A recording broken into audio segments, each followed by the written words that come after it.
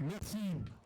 Bien, bonjour à toutes et à tous. Donc, très heureux de vous retrouver aujourd'hui. C'est vrai que nous sommes en région Occitanie. Alors, je ne vais pas revenir sur l'histoire puisque nous avions avant deux régions, la région Languedoc-Roussillon où on se trouve et la région Midi-Pyrénées.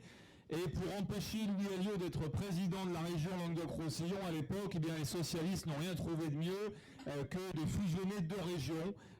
On sait aujourd'hui le coût que ça implique, les gaspillages d'argent public de cette fusion des régions. On nous avait promis des économies, c'est évidemment tout l'inverse qui se produit. Et le seul but a été d'essayer d'empêcher le Rassemblement national de l'emporter. Alors ce n'est pas grave, nous faisons avec cette fusion et nous préparons d'ores et déjà les prochaines batailles régionales où la gauche sera en plus mauvaise posture que nous et sera beaucoup plus divisée que n'importe qui et nous aurons toutes les chances de l'emporter, évidemment aussi dans notre région, qu'elle soit Languedoc-Roussillon, Midi-Pyrénées ou Occitanie. Nous battrons réellement pour bouter les socialistes hors du Conseil régional parce que je peux vous dire que leur politique aujourd'hui, elle est désastreuse et elle est aussi grave que celle d'Emmanuel Macron. Encore il y a quelques jours, Madame Delga était avec le président d'SOS Méditerranée et nous vantait l'accueil des migrants en Occitanie avec votre argent. Alors, aujourd'hui, je suis venu vous voir ici parce que, tout simplement, moi aussi, comme lui, je suis très optimiste. Je suis très optimiste à plus d'un titre. Notre présidente Marine Le Pen a fait la rentrée du Rassemblement national, c'était à Fréjus il y a quelques jours, et elle nous a donné un objectif. Cet objectif, c'est de partir dans la bataille des élections municipales et de gagner un grand nombre de villes, de nous battre sous nos couleurs, ou bien sûr avec des personnes qui nous rejoignent, parce que l'enjeu de cette année 2020, il est là.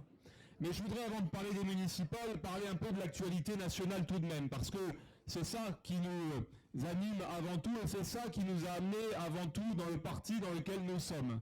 C'est la tournure que prennent les événements et l'évolution de notre pays que nous ne reconnaissons plus. Parce que, quelle que soit la région, quel que soit l'endroit où nous allons, nous constatons que notre pays se transforme à cause de ceux qui le dirigent. Qu'ils soient LR ou qu'ils soient socialistes ou qu'ils soient maintenant En Marche, ceux qui dirigent notre pays sont en train de vendre notre pays et sont en train de le transformer très clairement. On a toujours connu en France une immigration. Avant, elle était européenne, elle n'a pas posé de problème particulier puisque nous étions issus d'une civilisation commune et nous avions une culture commune. Aujourd'hui, on nous impose, contre notre volonté, une immigration massive venue essentiellement d'Afrique, une immigration que nous n'avons pas souhaitée. Alors c'est vrai que quand la gauche parle de démocratie participative à longueur d'année, on peut se demander pourquoi est-ce qu'ils n'ont pas fait de référendum pour nous demander notre avis sur l'immigration massive qu'on nous impose contre notre volonté. Ils auraient vu lors d'un tel référendum que plus de 70, plus de 80% des Français sont opposés, bien évidemment, à l'accueil de cette immigration. Alors on essaie de dire que si nous y sommes opposés, c'est parce que nous ne serions pas humanistes, parce que nous serions méchants, parce que nous aurions une haine de l'autre. Pas du tout. Si nous ne voulons pas accueillir cette immigration massive, c'est d'abord parce que nous sommes issus de civilisations différentes et parce qu'il y a précisément, avec cet accueil massif, un choc des civilisations, un choc des cultures qui est en train de se faire actuellement sur le sol français.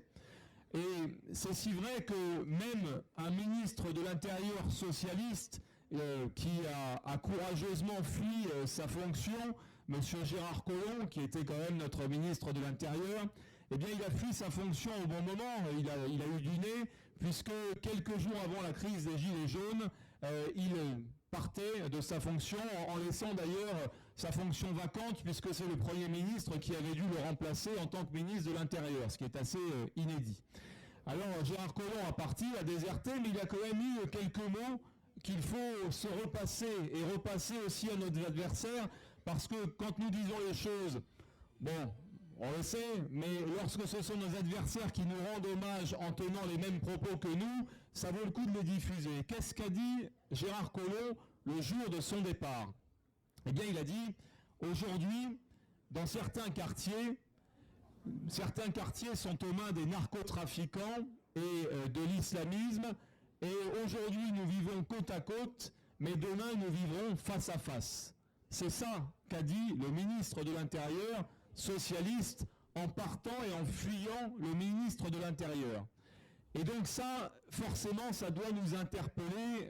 Alors nous sommes déjà sensibilisés, on est déjà convaincus depuis très longtemps, puisque déjà lors de la création du Front National, Jean-Marie Le Pen disait, avant qu'il ne soit trop tard, votez Front National et aujourd'hui Rassemblement National, et il nous avertissait des dangers qui menaçaient la France.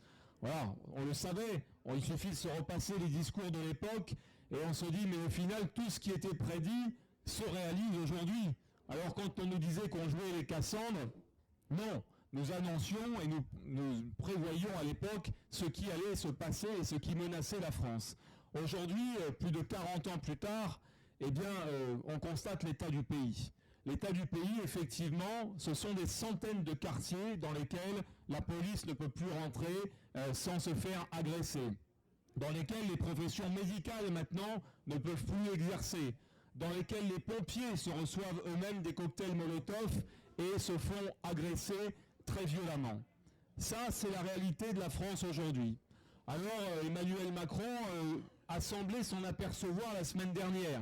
Il nous a dit, attention, il ne faut pas qu'on soit trop bourgeois et il faut quand même qu'on se rende compte que voilà, l'immigration, on ne vit pas avec, mais les Français, eux, ils vivent avec. Ah oui, effectivement.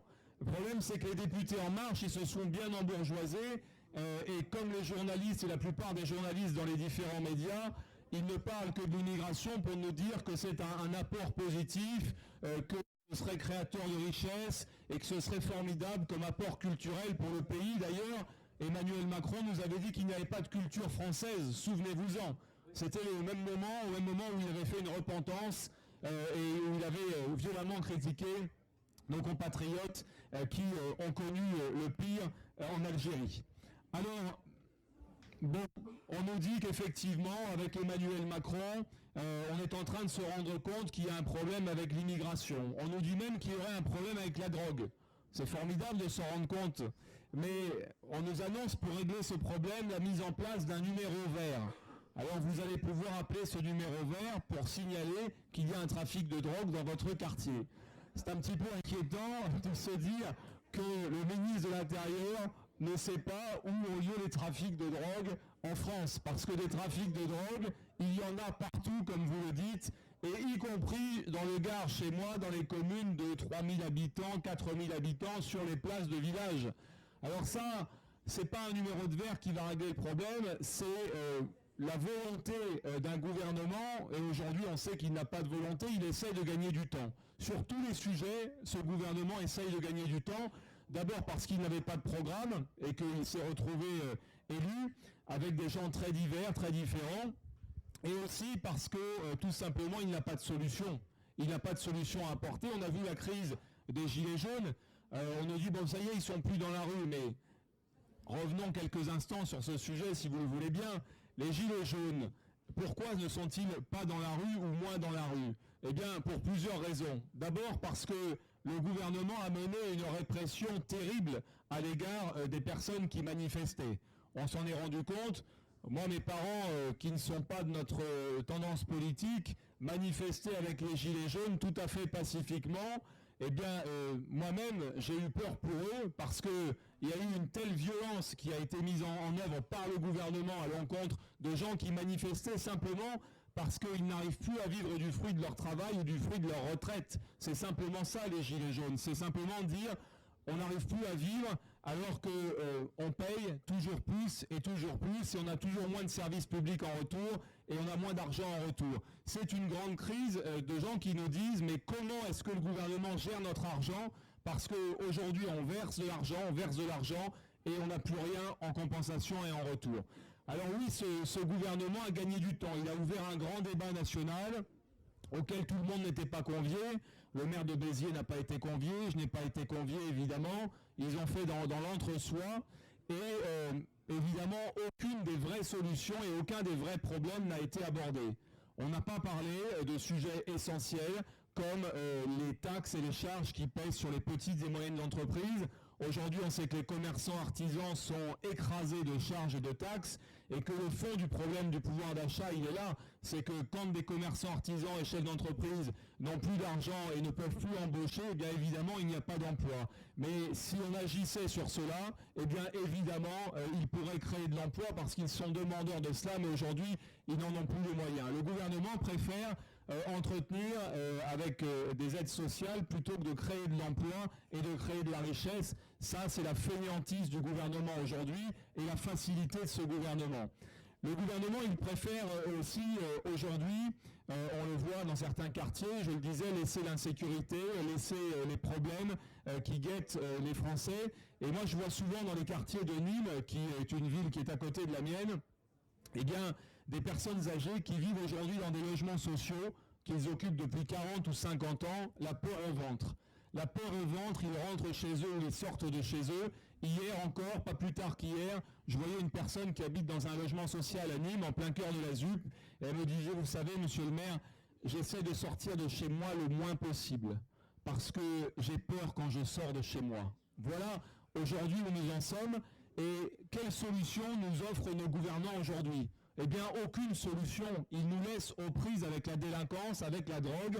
Et dans certaines régions même, vous avez peut-être vu cet été, un maire du Pas-de-Calais a pris la décision de faire déménager des gens qui habitaient dans des logements sociaux parce qu'il y avait des trafics de drogue au rez-de-chaussée de l'immeuble. Et il a dit, voilà, les gens sont tellement en danger, ben, je vais faire déménager les gens du logement social qu'ils occupaient pour certains depuis 50 ans. Il y avait là une mamie de 90 ans qui était dans son logement et qu'on oblige à déménager à cause des trafics de drogue en rez-de-chaussée. Ça, c'est la réalité aujourd'hui dans notre pays et on ne peut pas accepter ça. C'est pour ça qu'on fait de la politique, nous ici. Quand certains nous demandent pourquoi on fait de la politique, ben, c'est parce que tout ça, on n'en peut plus. On ne veut plus accepter que des gens se fassent agresser, comme ce jeune dans le Rhône, et se fassent tuer même, parce qu'il attendait un bus et qu'un type est arrivé en l'égorgeant. On ne peut plus accepter, comme dans les écoles de Marseille, que des ATSEM qui sont là pour faire le ménage avant le début des cours se fassent agresser au cri d'Allahu Akbar dans une école de Marseille. Ça arrive tous les jours. Ce sont des agressions qui sont tues, dont on ne parle pas, mais c'est un phénomène de fond, et c'est ce qui fait aussi que nous montons, parce que personne n'apporte les solutions à tout cela. Alors je donnerai aussi quelques éléments sur un sondage qui est paru récemment, et pas plus tard que cette semaine, par l'IFOP, sur donc le phénomène de la radicalisation. Louis en parlait tout à l'heure, ça c'est un phénomène qui est très inquiétant. On voit dans nos communes aujourd'hui des fillettes de 6 ans, 7 ans qui sont voilées. Et ça, on ne le voyait pas il y a 5 ou 6 ans, en tout cas pas dans de telles proportions. Aujourd'hui, c'est très très important et ça gagne du terrain. Il y a une islamisation qui est très importante. Et que dit le sondage de l'IFOP qui est paru il y a quelques jours ? Eh bien, il nous dit que 37% des musulmans de France pensent aujourd'hui que c'est à la laïcité française de s'adapter à l'islam. 37%. 19% ne se prononcent pas. Ça veut dire que, en gros, on a 56% qui nous disent oui, moi, voilà, c'est plutôt à l'État de s'adapter. C'est-à-dire qu'on a aujourd'hui, pour certains, je dis bien pour certains, et pas pour tous, mais pour certains, le fait de dire que les lois religieuses sont supérieures aux lois de la République. Et ça, c'est très très grave. Et à côté, nous avons la gauche béate, l'Observatoire notamment de la laïcité et autres, qui nous disent mais tout le monde est égal, toutes les religions se valent, il faut que nous soyons tous ensemble, que nous acceptions, mais regarde-t-il ces sondages et regarde-t-il ce que pensent ces personnes ? Est-ce que ça ne les inquiète pas ?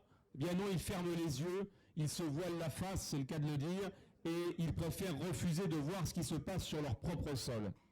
Enfin, dans ce sondage, on apprend que 82% des musulmans de France indiquerait qu'on devrait avoir la possibilité de manger halal dans les cantines. Voilà. Alors moi, quand j'ai supprimé les repas de substitution et que j'ai mis uniquement du porc le jour où du porc est servi, j'ai pris évidemment un procès médiatique et des procès aussi. Mais pourquoi je l'ai fait ?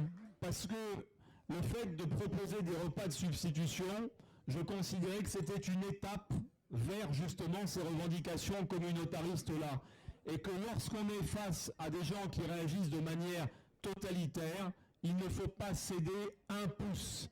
Il faut mettre un grand arrêt tout de suite à toutes les demandes qui arrivent. Et 68% encore jugent qu'une jeune fille devrait avoir la possibilité de porter le voile à l'école. Alors ça, nous n'en voulons pas. Toutes ces choses-là dont je vous parlais, nous n'en voulons pas. Et pendant que tout ça se passe sur le sol français, quelles sont les priorités du gouvernement? Les priorités du gouvernement, eh bien, c'est la procréation médicalement assistée. C'est vrai que c'était la priorité des priorités aujourd'hui dans la France de 2019 de créer cette mesure-là. Là encore, on essaie d'abaisser un socle important de notre pays, qui est la famille.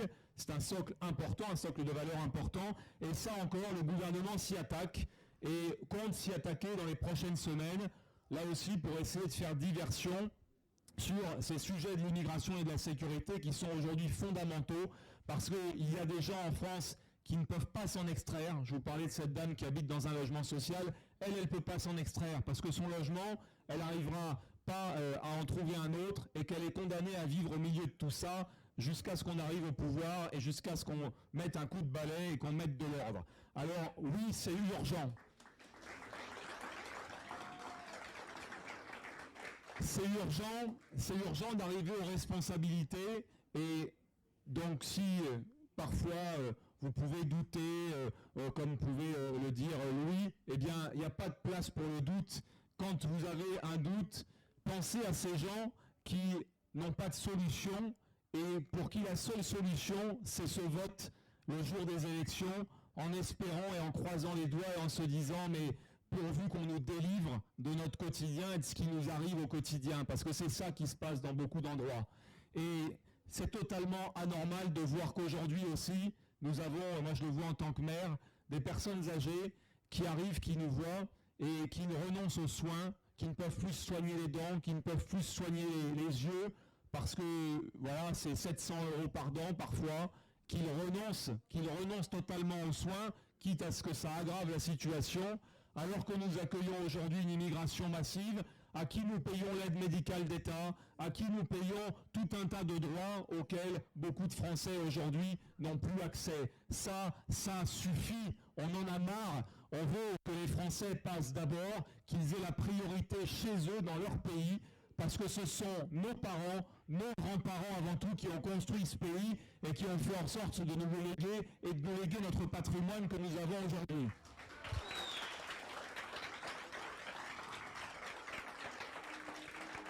Alors je saluerai justement la manade où nous nous trouvons parce que ça aussi, ça fait partie du patrimoine, ça fait aussi partie de notre culture. Je suis très sensible et je remercie Louis et Daniel, son adjoint, d'avoir organisé aujourd'hui ce rassemblement ici. On n'a pas eu de chance avec la météo, mais ce n'est que partie remise.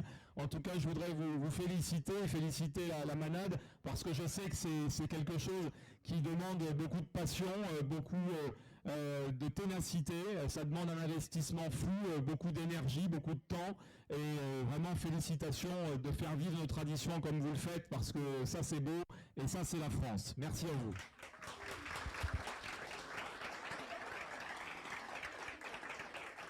Alors, ce que j'aurais envie de vous dire pour aborder un sujet plus proche de nous, les élections municipales, Louis avait raison d'en parler, parce que ces élections municipales, je sais que certains rechignent, disent « Ah oui, mais c'est dur, il faut faire une liste, ah, il faut se battre, c'est pas facile, c'est pas comme une départementale, comme une législative et autres. » Oui, ok, mais nos ancêtres, eux, ils ont fait Verdun, ils ont fait des actes hautement plus courageux que de faire une liste au municipal et de se présenter au municipal.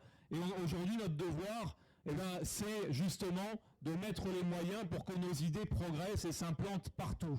Parce que nous, si nous sommes ici, c'est que nous pouvons le faire et il faut qu'on le fasse. Parce que si nous, on ne le fait pas, qui va le faire? C'est important de le faire. Et Louis le disait, dans les villes que nous avons pu gagner, eh bien, l'image de notre parti a totalement changé. À l'époque, à Beaucaire, vous savez, on n'avait jamais dépassé plus de 35%, quelle que soit l'élection, parce qu'il y avait toujours ce fameux plafond de verre dont on nous parle, alors qui n'est pas dû à nous, mais qui est dû aux médias, qui est dû à nos adversaires, qui entretiennent un terrorisme intellectuel et une peur autour du vote Rassemblement national.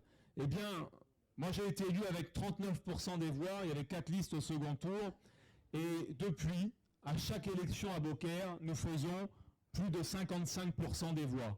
Et ça, Louis par exemple, aux élections régionales, au premier tour des élections régionales, avec une dizaine de listes, il a fait 60% au premier tour à Beaucaire. Ça, c'est aussi parce que, tout simplement, en nous essayant aux élections municipales, beaucoup d'électeurs ont pu se rendre compte qu'on leur mentait sur ce qu'est réellement le Rassemblement national. Le Rassemblement national et la gestion municipale par le Rassemblement national, qu'est-ce que c'est ? C'est une gestion en bon père de famille, c'est-à-dire le gaspillage de fric, comme on le connaît partout dans les villes, est énorme. Hein. Je peux vous dire, c'est énorme ce que j'ai trouvé en arrivant. Moi, chez moi, l'ancien maire, il dépensait 220 € par jour de frais de bouche. 220 € par jour de frais de bouche. Ça, c'est du gaspillage, et c'est qu'une petite ville de 16 000 habitants. Imaginez à Perpignan, imaginez à Marseille, l'argent public dépensé, gaspillé, qui doit exister dans les communes.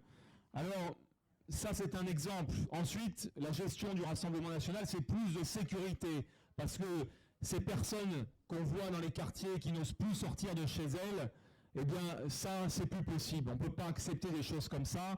Alors c'est vrai que la sécurité, ça dépend surtout de l'État, mais les maires ont le pouvoir aussi de la police municipale de mettre plus d'effectifs sur le terrain, de mettre des caméras de vidéosurveillance, de mettre des moyens sur la sécurité qui aujourd'hui dans beaucoup de communes de droite ou de gauche n'existent pas parce que ce n'est pas la priorité des maires et qu'eux veulent essayer d'acheter la paix sociale. Nous ne voulons pas acheter la paix sociale et nous voulons mettre des moyens sur la sécurité, nous voulons dissuader l'insécurité. Et donc à Beaucaire par exemple, on est passé de 13 policiers à 23 policiers. Et maintenant, la police municipale, elle tourne 24 heures sur 24, 7 jours sur 7, ce qui n'était pas du tout le cas avant. Et c'est un cas très rare dans une commune de 16 000 habitants. Je pense même que c'est peut-être la seule de France où 24 heures sur 24, à 16 000 habitants, on peut trouver des policiers municipaux. Ça, c'est important, on le doit à nos électeurs. Donc, le Rassemblement national, c'est une meilleure gestion de l'argent public. Regardez chaque euro dépensé avec un regard critique et se dire, est-ce que si c'était mon argent personnel, est-ce que je le dépenserais pour ça ? Oui, non. Et est-ce que réellement c'est de l'argent public bien dépensé ? Parce que l'argent public, c'est l'argent de chaque contribuable et on a un devoir, une responsabilité quand on dépense de l'argent de bien l'employer, bien l'utiliser. Donc l'argent public, la sécurité et aussi la proximité avec les habitants. Je crois que si Louis est apprécié autant à Perpignan, c'est parce qu'il y a cette proximité avec les électeurs. Et je crois qu'un maire Rassemblement national, c'est ça, c'est la proximité, c'est les réunions de quartier, c'est les rendez-vous en mairie, c'est être présent 7 jours sur 7 et être là aussi avec son équipe pour répondre aux doléances et aux besoins des administrés, parce que c'est eux nos employeurs, c'est pour eux qu'on se bat. Alors, voilà, je pense qu'un maire Rassemblement national, c'est tout ça. Et donc, pourquoi est-ce qu'on est passé de 39% à 60% à Beaucaire ? Et je parle de Beaucaire, mais je pourrais parler des Nains-Beaumont, de Fréjus, de Béziers, parce que c'est la même chose là-bas. Eh bien, parce que beaucoup d'électeurs de droite, notamment, se sont aperçus que notre gestion, en fait, c'est ce qu'ils voulaient. Ils ne le savaient pas, mais c'est ce qu'ils voulaient. Et quand ils nous ont vu gérer, eh ben, moi, les Républicains, ils faisaient 24% aux élections municipales. Aujourd'hui, ils font 8% à chaque scrutin. C'est-à-dire que les 2/3 d'entre eux votent maintenant pour nous, parce qu'ils voient qu'on fait ce qu'il faut. Alors, bien sûr, lorsque vous serez élu, vous aurez des adversaires, vous aurez des gens qui n'accepteront pas le résultat des urnes et de la démocratie. On le voit avec nos députés, où parfois ils sont un peu mis de côté, parfois ils ne sont pas invités, mais nous on se fait toujours respecter, on est toujours présent, et un maire doit aussi être respecté. Et donc quand on estime qu'on est maltraité, eh bien, quand on est maire, on dépose aussi plainte. Moi, j'ai déposé un certain nombre de plaintes et je suis très fier d'avoir été le premier élu Rassemblement national à faire condamner la présidente du conseil régional pour discrimination politique parce que Madame Delga, c'est vrai, lorsqu'on a été élu, a traité Beaucaire différemment des autres villes qui avaient des quartiers prioritaires politiques de la ville. Elle a refusé de signer un contrat qu'elle a signé avec 37 autres villes qui étaient concernées par ces contrats. Et le tribunal, la cour d'appel de Nîmes, a condamné Madame Delga pour discrimination politique Alors elle se pourvoit en cassation, mais en tout cas pour l'instant elle a été condamnée par la Cour d'appel et elle a été condamnée à verser 7 000 € à la commune de Beaucaire pour cette discrimination sur son argent personnel. Alors, je sais que lui a du caractère, que vos têtes de liste qui sont là ont du caractère et qu'eux non plus, ils ne se laisseront pas faire, surtout que maintenant il y aura une jurisprudence et que partout où nous aurons des maires Rassemblement National, nous aurons des élus qui relèveront la tête, qui seront là pour défendre les Français d'abord et qui seront là pour appliquer notre politique que nous voulons. Alors je vous demanderai une seule chose, s'il vous plaît, il nous reste 5 mois et demi de campagne. Vraiment, c'est pas le moment de... bon, vous voyez, en plus il commence à pleuvoir, donc c'est pas le moment d'aller à la plage. Maintenant, on se met dans la campagne. C'est tous les 6 ans les municipales. Je crois que là on a une quinzaine de villes, mais si on pouvait multiplier ce nombre de villes par un grand nombre d'autres villes, eh bien, d'une part, on montrerait que nos élus, ils appliquent leur programme, qu'ils appliquent ce que les gens veulent, et ça c'est très très important pour la suite.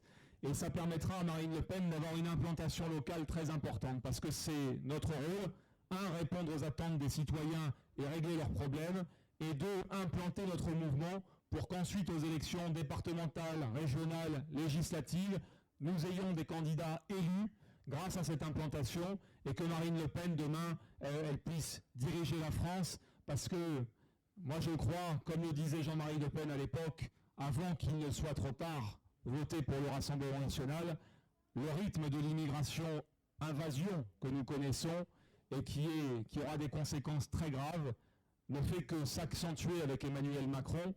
Et donc nous avons cette responsabilité historique, notre génération, nos générations qui sont là aujourd'hui ont cette responsabilité historique de faire en sorte que nos idées arrivent au pouvoir pour arrêter tout cela. Et si Matteo Salvini a su le faire en étant simplement ministre de l'Intérieur en Italie, eh bien, une présidente de la République en France pourra le faire. Vous connaissez Marine Le Pen comme moi, elle a cette énergie, cette volonté, mais aujourd'hui, elle a besoin de vous pour une implantation locale et pour montrer notre vrai visage localement. Alors, s'il vous plaît, aidez ces candidats, portez-vous aussi candidat dans vos villes et montrons notre vrai visage pour que demain vive et revive la France. Merci.